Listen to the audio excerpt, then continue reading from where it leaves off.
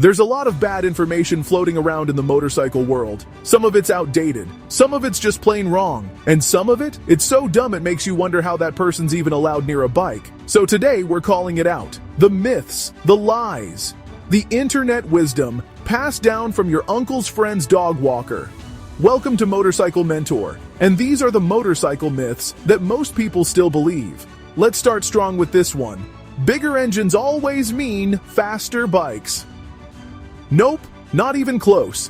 A 600cc sport bike will absolutely smoke an 1800cc cruiser in a drag race, a corner, or even a parking lot. Why? Power to weight ratio, gearing, aerodynamics.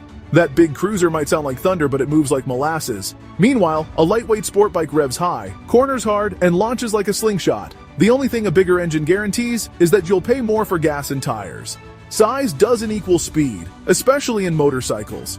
Don't confuse loud with fast. Now let's jump to a classic. You should warm up your bike for 10 minutes before riding. This might have been true 40 years ago, but it's outdated today. Modern fuel-injected motorcycles are designed to warm up best while being ridden. Start the bike, let it idle for 30 seconds to a minute, and then ride gently for the first few miles.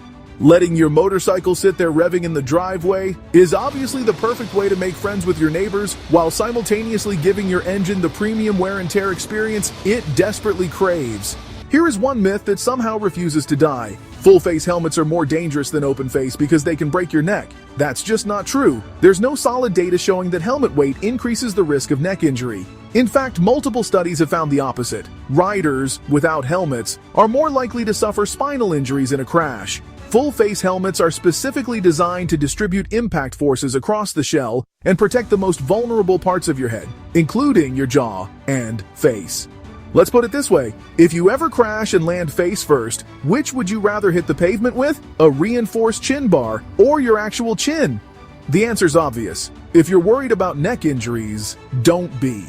What's actually dangerous is riding with no protection at all.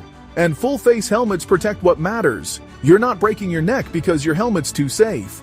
Now let's hit a controversial one. You should buy a motorcycle you can grow into. Translation, buy something way too powerful for your skill level and hope it doesn't beat you. Bad idea. If you're a beginner, start with something lightweight and forgiving. A smaller bike lets you focus on technique, not survival. It's easier to learn on, easier to handle, and honestly, usually more fun. You'll learn faster and safer, and when you're ready to upgrade, you'll actually be ready. Growing into a bike is a great way to grow into an ER. Let's talk about one of the most shouted motorcycle myths of all time. Loud pipes save lives. This one gets passed around like sacred biker gospel. The idea is simple. Your pipes are loud, so drivers hear you coming and avoid hitting you. Sounds logical, right?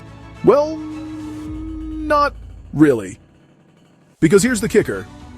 Sound travels backwards, so that life-saving roar coming from your tailpipe, the car in front of you doesn't hear it until you're already next to them or past them, which is about as useful as yelling, "Look out!" after someone's already stepped on the rake. And let's be honest, the average driver is already distracted.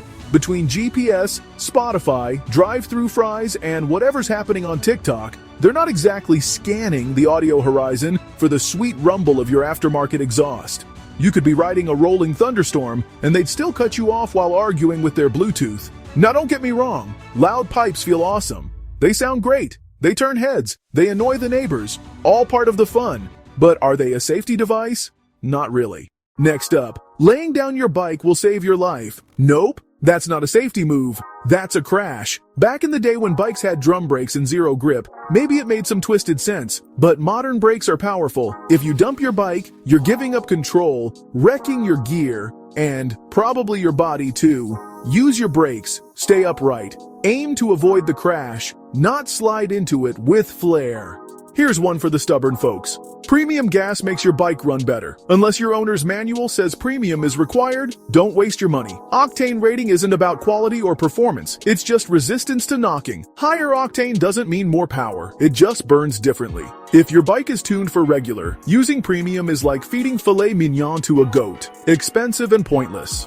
let's switch gears literally and talk about the myth that you should always shift into neutral at stoplights to save gas. Modern motorcycles idle efficiently. The difference between neutral and in gear at a stoplight is practically nothing. Worse, constantly shifting in and out wears your clutch and leaves you unprepared to move if someone's about to rear-end you. Unless you're sitting at a train crossing, stay in gear. Be ready. Another favorite, you don't need gear on short rides. This one's just lazy. It's only a quick run to the store, they say. Yeah, well, crashes don't check your schedule. Most accidents happen close to home and at low speeds. The road doesn't care if it's a short ride. Suit up, helmet, gloves, jacket, always. You'd rather sweat a little than bleed a lot. Let's talk chains, because some people think once you lube a chain, you're set for life. Nope. Chain lube wears off fast, especially in rain, dirt, or high speeds. You should re-lube your chain every 300 to 600 miles, or after a wet ride. Neglecting your chain means premature wear, stiff links, and if you're lucky, a snap chain. If you're not lucky, that's a high-speed lockup. Take 5 minutes and spray the thing. It's basic motorcycle hygiene. Here's a spicy one. You can't jumpstart a motorcycle from a car battery. That's just wrong. 12 volts is 12 volts. Your bike won't pull more current than it needs. You can absolutely jumpstart your bike with a car battery. Just make sure the car isn't running and give the starter motor time to cool between attempts. You won't fry anything. It's not a spaceship, it's a motorcycle. And here's maybe the most misunderstood concept in riding. Countersteering is fake. Nope, it's very real. At speeds above around 10 to 12 miles per hour, you push the opposite direction to turn. Want to go right? You push the right bar forward, which leans the bike right.